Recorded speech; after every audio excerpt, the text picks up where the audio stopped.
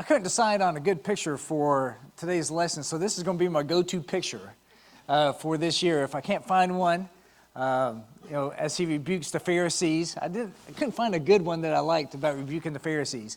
And I didn't want to use any of you guys. I didn't think that would be right. So as we continue to go through the Sermon on the Mount, Jesus is really starting to get into it pretty quick now.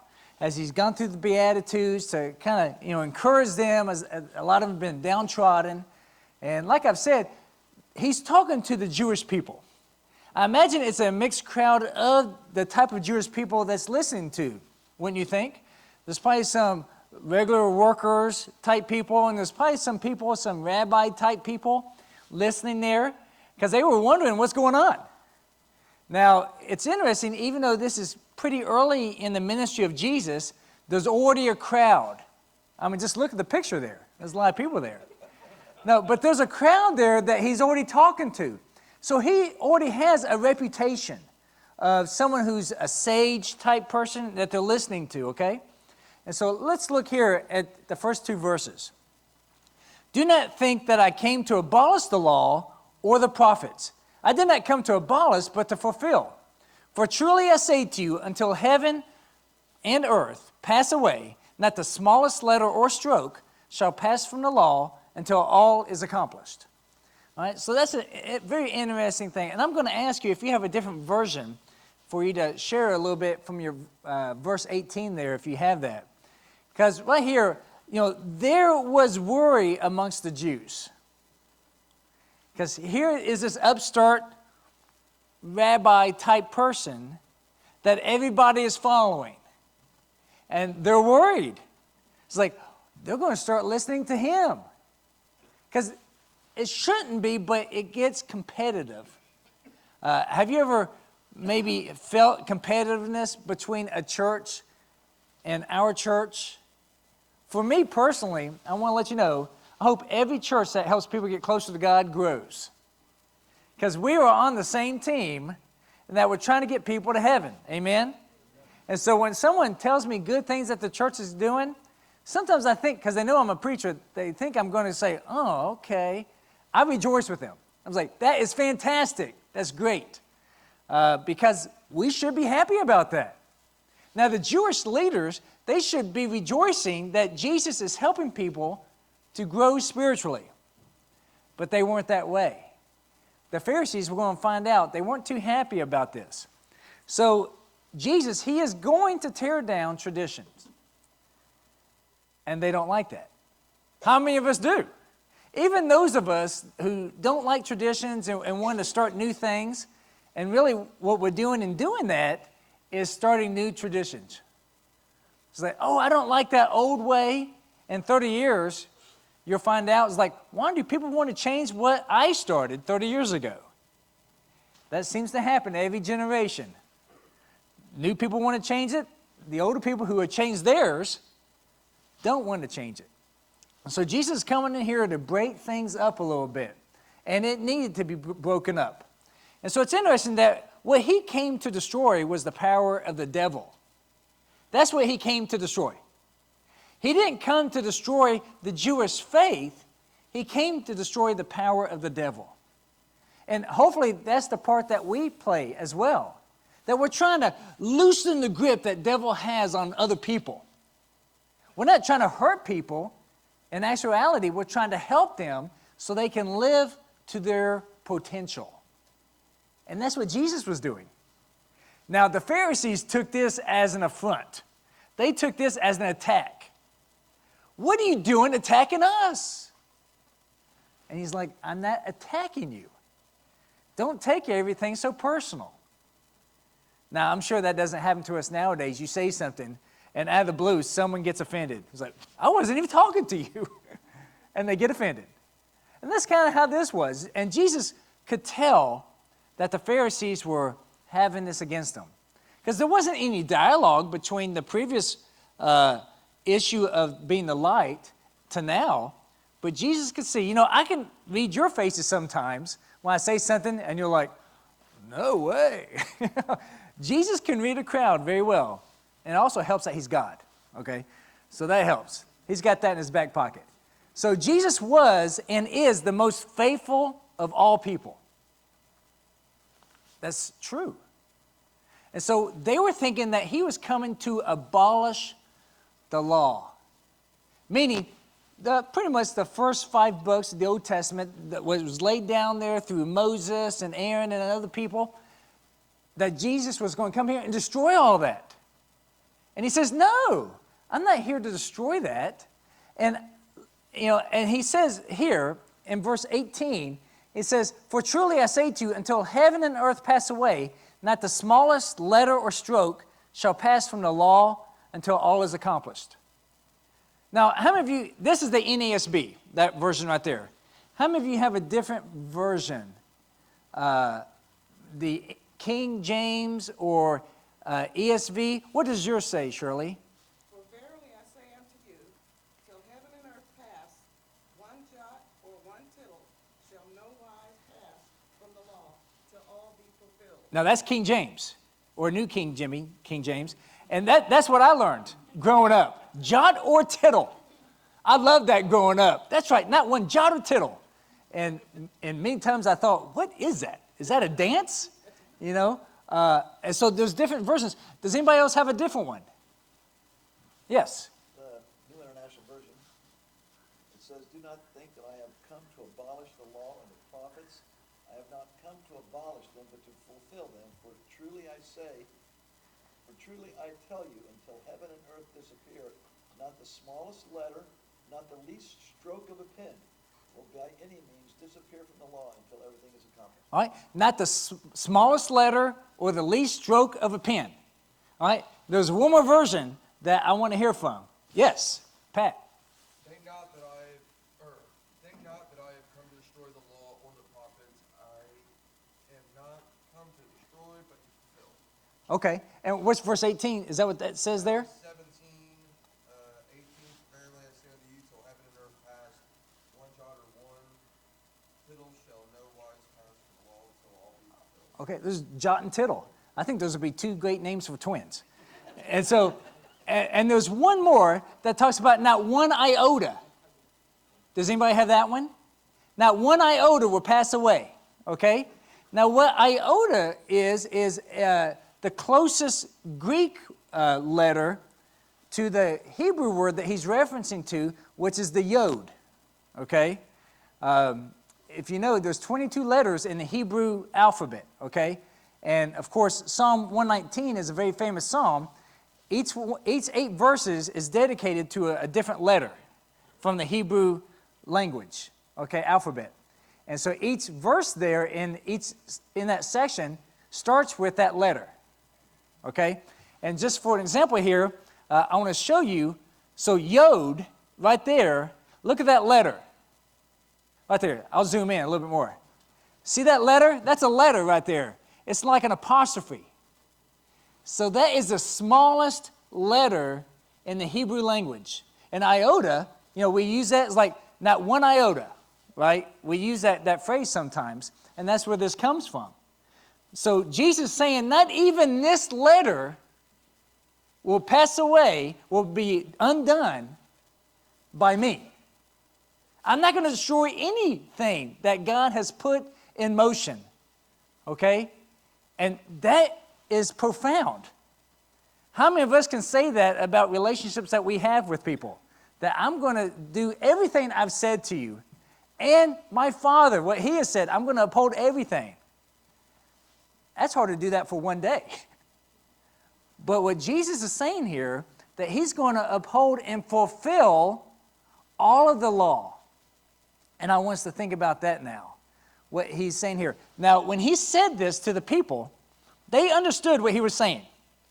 When He said yod, or iota, they understood that He is going to fulfill everything. And for the teachers of the law, the Pharisees and the scribes, they're thinking of all these things. Dun, dun, dun, dun. They're probably thinking like 100. Is He going to do this, this, this, this? And the answer is yes. He's going to do it all. And so let's look at this, because Jesus came to fulfill and not destroy. Can you read that well, that verse? Does that help? I know sometimes it can be hard to read those verses, so I'm going to start doing this for you guys. and me. It's embarrassing if I can't read it up here. So here, Jesus came to fulfill, not destroy God's plan. And that's what the Jewish people thought he was going to do. You're destroying what God has given us in the Jewish law. And I want to tell you, Christianity doesn't destroy the Jewish faith. It doesn't. A lot of people think, I'm a New Testament Christian. You've probably heard that. That's the wrong response. We need to be a biblical Christian. Our Bibles that we hand out is not just a New Testament Bible. We have an Old Testament and New Testament, Old Covenant, New Covenant Bible. And we follow all of it. Now, you may say, well, we don't sacrifice. Why? Because Jesus came to fulfill what the Old Testament, what the law had started. So Jesus was speaking their language to convey the message. So when he says the yod, he was speaking to them so they understand.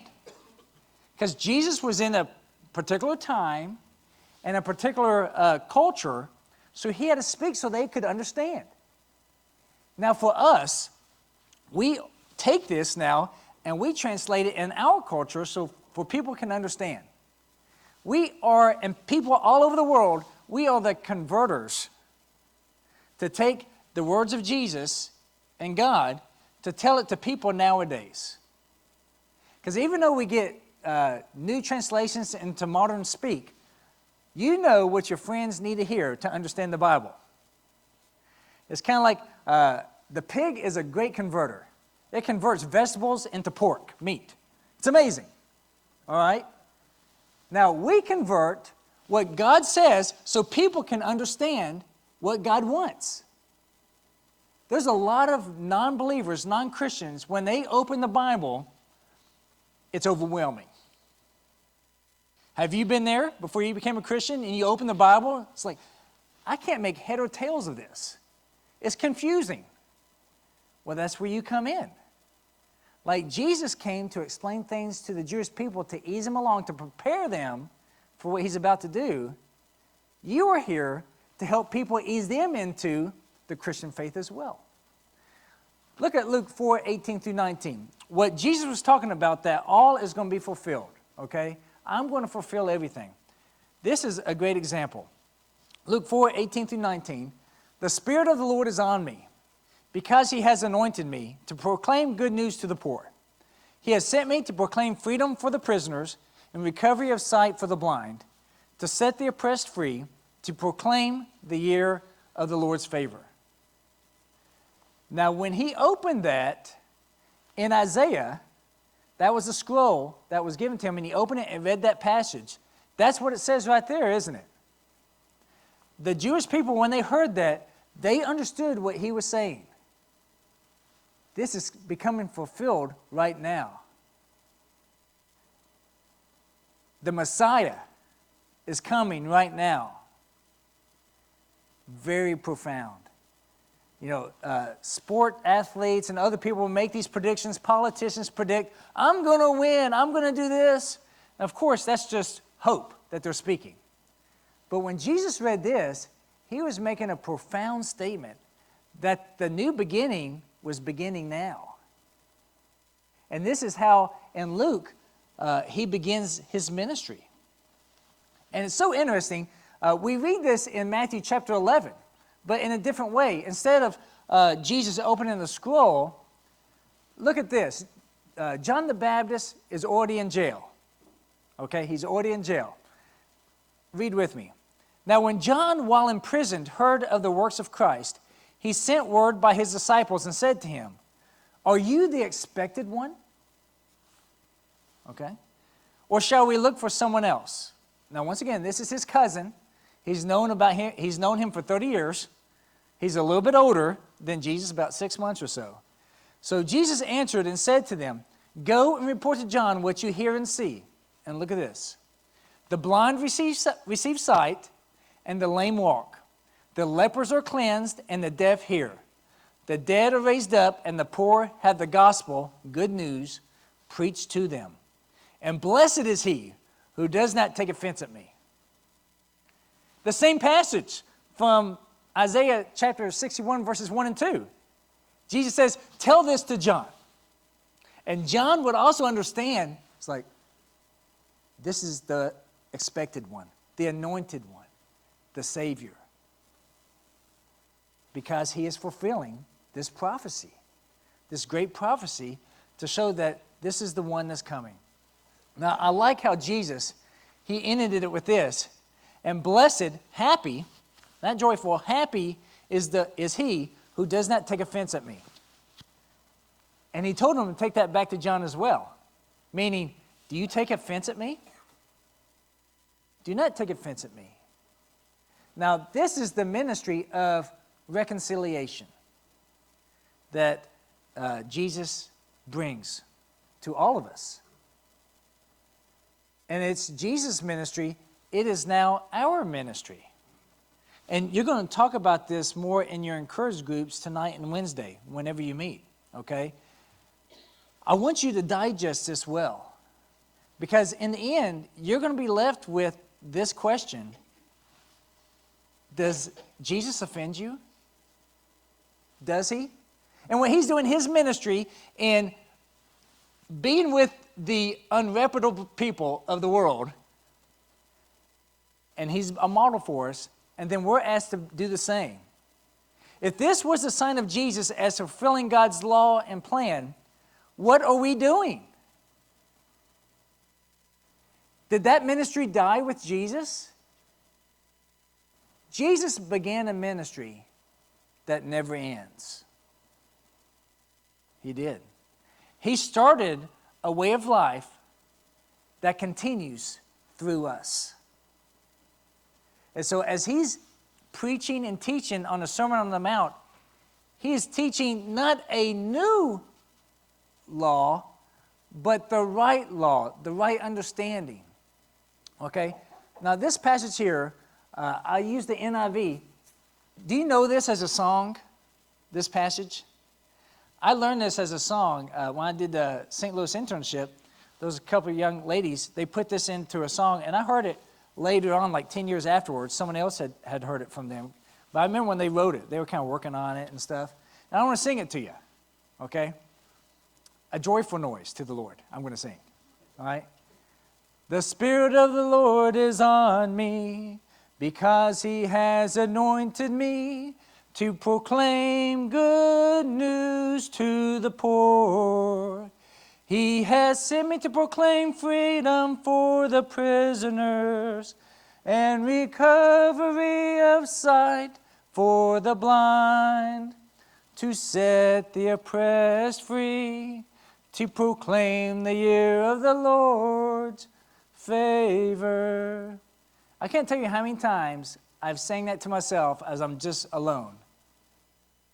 Just like the Psalms were written to be sung as you go from maybe to the table of booths, the Feast of Booths, or other places up to Jerusalem. It is healthy for us to sing these as they convey a meaning, and it makes it more personal. That's why it's so joyful to sing our songs. And I just wanted to share that with you. And I enjoy doing that, and I think that should be a way of life, that we sing these songs. So I want us to think now by imitating perfection, which is Jesus. Matthew 5:19 says this, whoever then annuls one of the least of these commandments and teaches others to do the same shall be called least in the kingdom of heaven. But whoever keeps and teaches them, he shall be called great in the kingdom of heaven. Now, that's a whole lesson, okay? One, teachers need to know what's right. It's frustrating when you find out your teacher was wrong, okay? It's even worse when they know they're wrong, but they don't want to correct themselves because they don't want to lose pride. That's a shame. Let it not be with us, right? You know, when I meet with another minister or anybody for that matter, and if someone can point out an understanding that I am incorrect about, that is a blessing. That is a blessing to me. Not only just for my own education and way of life, but because I do teach from time to time, and I want to be correct. So we should always be pursuit of truth, which is Jesus Christ himself. Now, Jesus said this later in Matthew 24:35. Heaven and earth will pass away, but my words will not pass away. Does that sound familiar? There in Matthew 5, he said also, heaven and earth will pass away before one iota, one jot and tittle, whatever it may be, is wrong. All right? He says this again, heaven and earth will pass away, but my words will not pass away, saying the creation and the universe will stop functioning if I do something incorrectly. Now, you may say, Jesus, I think you're over-exaggerating a little bit. Well, let me let you think about this. Who was everything made through? Jesus Christ. Everything, I believe, everything is held together by God in Jesus. Everything was made by him, for him, through him. John chapter 1. And if he sinned, if he did something incorrectly, I think everything, this isn't just words, I think everything would pass away. Everything was, I don't even want to think about it. It would fall apart. It's kind of like, how would life be here if we lost gravity immediately? Good thing we have a ceiling, right? It would be pretty wild times. Meaning, physics no longer works. Natural law no longer controls us. That's Jesus. Everything is held together by Jesus. And so when they came to him saying, are you destroying the law? And he said, I am the fulfillment of the law.